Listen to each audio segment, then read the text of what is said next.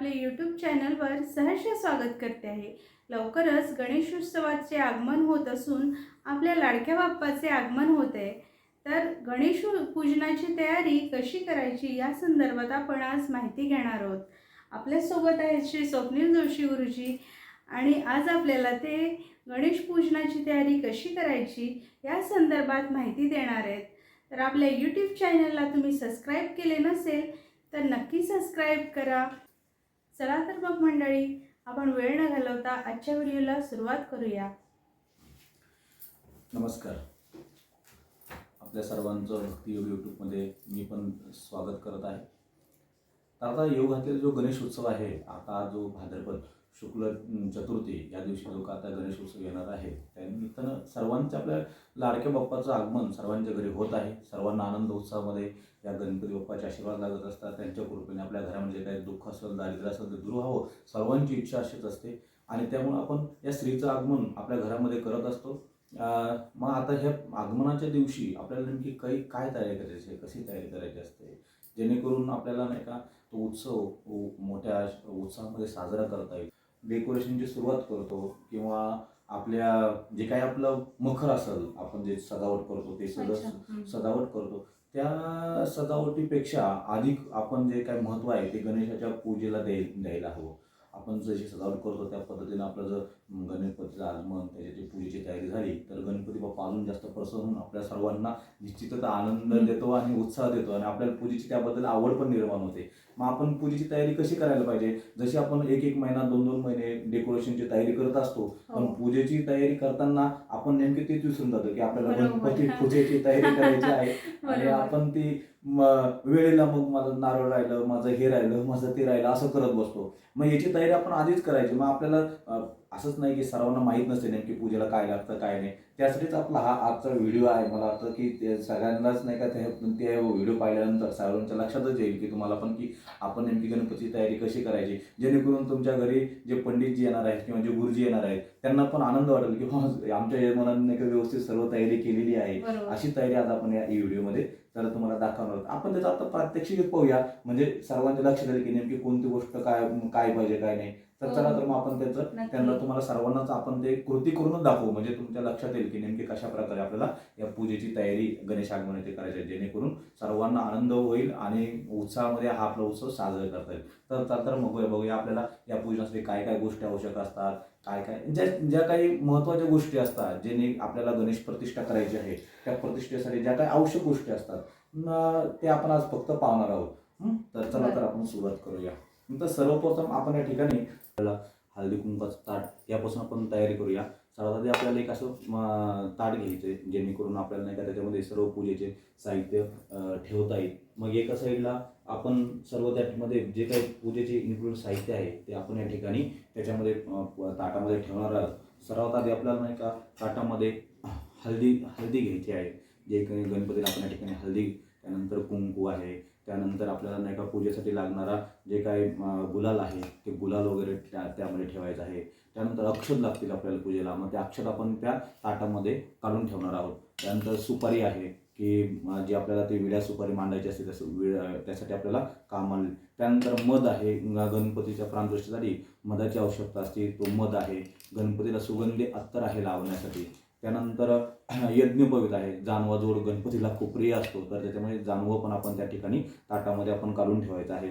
त्यानंतर घरामध्ये शुद्धीसाठी जे काही कुणाचं काही स्पर्श झाला असेल किंवा काही घरामध्ये अडचण असेल ते जाण्यासाठी आपल्याला हे गोमूत्र पण सर्वात आधी आपल्याला शिंपण्यासाठी ताटामध्ये काढून ठेवायचं, म्हणजे जेणेकरून आपल्याला लक्षात येईल। त्यानंतर अष्टगंध आहे, चंदन आहे, जसं आपल्याला ज्या पद्धतीत उपलब्ध आहे त्या पद्धतीत आपण या वाटीमध्ये चंदन वगैरे सर्व त्या ठिकाणी काढून ठेवणार आहोत। त्यानंतर नाळागोळी आहे, जे आपण कलशाला बांधण्यासाठी लोकरचं सूत्र आहे किंवा रक्षासूत्र त्याला म्हणतात, ते रक्षासूत्र आपण याच्यामध्ये एक घेणार आहोत।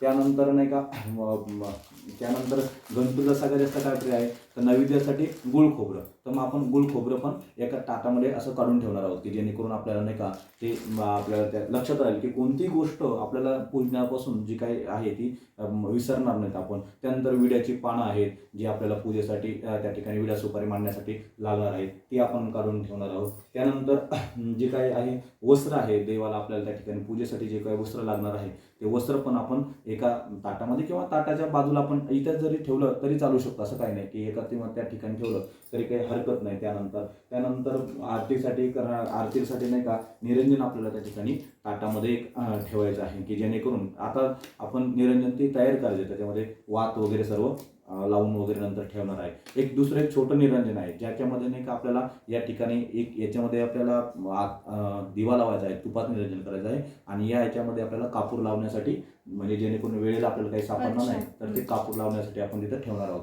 त्यानंतर आहे कापूर पण राहिला, मग आपण कापूर पण त्याच्यामध्ये घेणार आहोत. कापूर पण त्याच्यामध्ये ठेवायचं आहे ताटामध्ये.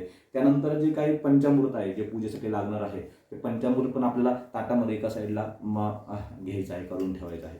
हे सर्व आपल्याला समजा हे पूर्ण पूजेचं साहित्य झालेलं आहे की जेणेकरून आपल्याला वेळेला ते सर्व उपयोगी पडेल म्हणून. मग आता हे झाल्यानंतर गणपतीला काय प्रिय आहे, मग जे काही पुष्प असतील फुलं असतील ते आपण या ठिकाणी देवाला सगळे फुलं पुष्प आहेत ते आपण पुष्प पण एका बाजूला किंवा एका ताटामध्ये असं, जसं आता आम्ही तयारी आधी करून ठेवलेली आहे ती तुम्हाला दाखवत आहोत की त्या ठिकाणी मग गणपतीला जे लाल फुल वाहतात आपण ते लाल फुल आहे, गुलाब आहे, जास्वंद आहे, त्यानंतर वेगवेगळ्या प्रकारचे फुलं असतात, नानाविध पुष्प आहे, त्यानंतर दुर्वांकुर आहे, दुर्वा आहे त्याच्यामध्ये ठेवलेल्या, त्यानंतर शमीपत्र आहे, गणपतीला शमीपत्र आवडतं तर ते शमीपत्र आहे त्याच्यामध्ये ठेवलेलं. त्यानंतर जे काय त्यावेळी उपलब्ध पत्री असतात त्याच्यामध्ये ते 5 प्रकारच्या पत्री आहेत त्या पण आपण या ठिकाणी सर्व पूजेसाठी काढून ठेवायचे आहेत. त्यानंतर जे काही फ्रूट असतील घरामध्ये जे जे आपल्याला विड्याला मानणार आहेत ते फ्रूट पण आपण यामध्ये एका पूजेच्या ताटलीमध्ये सजून व्यवस्थित ठेवणार आहोत. ही आपली एकंदरीत साधारणतः पूजेची सर्व तयारी या ठिकाणी समजा आपण म्हणू शकतो की आपली पूर्ण तयारी झालेली आहे. तरी पण याच्यामध्ये काय असतं की आपण आता ही सगळी पूजेची तयारी केली तरी पण या तयारीमध्ये सर्वात आधी मग आपल्याला या प्रत्येक गोष्टीचे काहीला कधी कधी आपल्याला त्या गोष्टीची नावं पण माहीत नसतात. तर मग आपल्याला नाही का पूजेसाठी जे काही लागणार आहे याला लोटा म्हणतात. हा गडू आहे तांब्याचा, हा तांब्याचा गडू आहे. तर हा तांब्याचा गडू पण आपल्याला पूजेसाठी लागणार आहे, आवश्यक आहे, म्हणून हा तांब्याचा गडू आपण या ठिकाणी ठेवलेला आहे. त्यानंतर एक आपल्याला गणपती पूजनासाठी किंवा अभिषेक वगैरे करायला त्याला आपण म्हणू शकतो की एक देवाचं तामण आहे, देवाचं तामण, पळी फुलपात्र हे पण आपल्याला त्या ठिकाणी पूजेसाठी आपण एका बाजूला पूजेसाठी काढून ठेवायचं जेणेकरून आपल्याला त्यामध्ये देवाला स्नान वगैरे घालण्यासाठी ती उपयोगासाठी येईल म्हणून. मग आता इथपर्यंत आपली सगळी तयारी झालेली आहे. त्यानंतर मग आपल्याला कसं असतं की आपण डेकोरेशन वगैरे सर्व करत आहोत किंवा जे काय करत आहोत त्यामध्ये आपल्याला नाही का देवासमोर जो कलश ठेवायचा असतो किंवा जे स्थापनेचा कलश असतो तो मग आपण आधी जर तयार करून ठेवला तर ते खूप सुंदर दिसतं किंवा जेणेकरून आपल्याला नाही का तो मग त्यासाठी काय करायचं आपल्याला सर्वात आधी अशी जे तामण असेल रिकामं, तुम्ही आता हे तांब्याचं तामण आहे किंवा आपल्याला नाही का घरामध्ये दुसरं कोणतं एखादं स्टीलचं जरी असलं तामण तरी चालतं. त्यामध्ये मग आपल्याला नाही का तांदूळ घ्यायचे आहेत. आपण याच्यामध्ये हे जे काय आहे पूजे साहित्यामध्ये आपण याच्यामध्ये जे काही तांदूळ आहेत आपल्या आणलेले आपण पूजेसाठी ते तांदूळ आपण यामध्ये ह्या ताटामध्ये काढून घ्यायचे आहेत जेणेकरून आपल्याला याचा हे करता येईल. कलश आपल्याला यामध्ये कलश ठेवायचा जेणेकरून आपलं जे का आपलं डेकोरेशन असतं घरामध्ये आपण केलेलं सर्व सुंदर जे इतकं छान सुंदर डेकोरेशन करतो आपण, मग त्यामध्ये आपल्याला कलश कुठं ठेवायचा हे जर आपल्याला पहिल्यांदा जर माहीत असलं तर मग आपल्याला नाही का त्या पद्धतीने आपल्याला तो कलश ठेवता येतो. तर मग असा एक तांब्याचा आपला गडू आहे आपण घेतलेला तो कलश ह्यामध्ये आपण असा ठेवू शकतो. हा कलश ठेवल्यानंतर त्याच्यामध्ये जे काय आपण पत्री आहेत, पान आहेत ते विड्याची वगैरे सर्व, तर त्यामध्ये आपण हा जो कलश ठेवला आहे त्या कलशामध्ये असं आपण पाणी त्याच्यामध्ये भरून ठेवायचं. पूर्ण अशी पूजेची पूर्ण तयारी जर करून ठेवली तर पूजा करायला पण आपल्याला आनंद येतो आणि सुंदर अशी छानशी अशी पूजा पण होते घरामध्ये. आणि आपल्याला पण जो काही पूजेची तयारी करतो ना त्याला पण गणपती बाप्पा त्याच्या मनोकामना सगळ्या पूर्ण करत असतो. जेवढी आपण त्याची सेवा करू, गणपती काय देवाला त्याची सेवा प्रिय असते, मग आपण जेवढी आपल्याच्यानं पूजेची सेवा करता येईल तेवढी आपण करू शकतो. अशा प्रकारे आपण त्याच्यामध्ये पाणी ठेवल्यानंतर आपण जे काय पूजेसाठी नारळ वगैरे आणतो, तो जो नारळ आहे तो नारळ मग आपण यामध्ये असा पूर्ण असा एक कलश त्यामध्ये तयार करून ठेवायचा आहे, जेणेकरून एक आपल्याला हे असा ताटलीमध्ये आपण मस्त सुंदर असा कलश या ठिकाणी तयार करून ठेवायचा. मग तयार केल्यानंतर या ठिकाणी असे सुंदर असे एक गंधाने असे स्वस्तिक समोरच्या बाजूला असे छानसे एक स्वस्तिक तुमच्या हाताने आपण या ठिकाणी बनवून ठेवायचे. म्हणजे हा पूर्ण आपला कलश तयार झाला. अशी एकंदरीत आपण पूजेची तयारी करून जर ठेवली,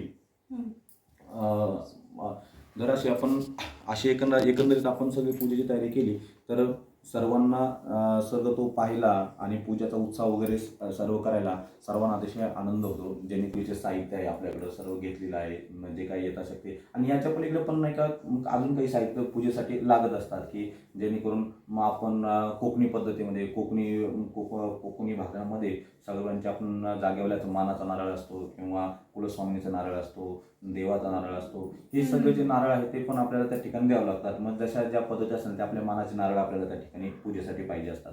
तशा पद्धतीने विडा पण पाहिजे, मेवा मिठाई जे काही आपण पूजेसाठी आणतो ती पण आपण त्या ठिकाणी प्रसादासाठी आपण नैवेद्यासाठी मोदक वगैरे हा जे काही बाकीचे काय ते आपल्याला त्या ठिकाणी गुरुजी सांगतील त्या पद्धतीने आपल्याला ती बाकीची तयारी सर्व करायची आहे, जेणेकरून आपण जो येणारा उत्सव आहे तो आपल्याला मस्त आनंदात साजरा करता येईल. आणि येणारे जे गुरुजी आहेत ते प्रसन्न मनाने सर्व एवढी तुमची एवढी यजमानची तयारी असली तर गुरुजीला पण आनंद होतो की आमच्या यजमानाने मस्त सुंदर तयारी केलेली आहे. मग मस्त सुंदर पूजा छानशी होती. गणपती बाप्पा एकदम प्रसन्न होतो आणि तो मनातील मनोकामना धनकामना असतील इष्टकामना असतील त्या त्वरित पूर्ण करतो. अशी एकंदरीत आपली एक जनरल आपली साधारणतः सर्वांना जी आहे ती माहिती आपण या ठिकाणी आपण देण्याचा प्रयत्न केलेला आहे.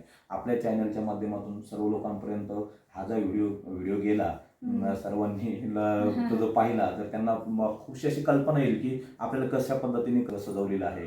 त्या सगळ्या मखरमध्ये मग तुम्हाला हा कलश कुठं ठेवायचा, त्याची जागा कुठे घ्यायची, समय कुठे ठेवायची, काय ठेवायची हे तुम्हाला आधीच आयडिया येईल की कल्पना येईल की आपल्याला, जेणेकरून त्या पद्धतीने तुम्हाला त्याचं मखर पण सुंदर दिसेल आणि पूजा पण व्यवस्थित छान सुंदर अशी मांडलेली दिसेल. तशा पद्धतीने हा जो तुम्ही केला हा जो व्हिडिओ बनवलेला आहे तो सर्वांना खूप फलदायी होईल. आणि याच उत्सवासंबंधात जरी तुमच्या जे काही व्ह्युजर आहेत म्हणजे जे काही पाहणारे आहेत त्यांना पण मी सांगणार आहे की तुम्ही जर जे काही गणेशोत्सवाबद्दल काही तुमच्या अडचणी असतील, काही शंका असतील मनामध्ये तर तुम्ही कमेंटमध्ये सांगा. मी पण जेवढं शक्य असेल तेवढं सांगण्याचं तुम्हाला त्याचं संकेत निरसन करण्याचा आवश्यक प्रयत्न करेल. आणि हा जो येणारा गणेशोत्सव आहे तो सर्वांना भरभराटीचा, आनंदाचा, सुखशांती, समाधानाचा आणि गणपती बाप्पाच्या कृपेने तुमच्या सर्वांच्या मनोकामना पूर्ण होतील. गणपती बाप्पा तुम्हाला आशीर्वाद देतील आणि आनंदात हा उत्सव साजरा होईल अशीच गणेशाचरणी प्रार्थना करतो. धन्यवाद. तर तुम्हाला आजचा व्हिडिओ कसा वाटला नक्की सांगा. तुम्हाला काही शंका असतील तर त्या कमेंट बॉक्समध्ये नक्की कळवा. आम्ही त्यांचे जास्तीत जास्त शंकांचे निरसन करण्याचा प्रयत्न करू. आमच्या यूट्यूब चॅनलला सबस्क्राईब करा. व्हिडिओ आवडल्यास शेअर करा, लाईक करा, कमेंट करा. धन्यवाद.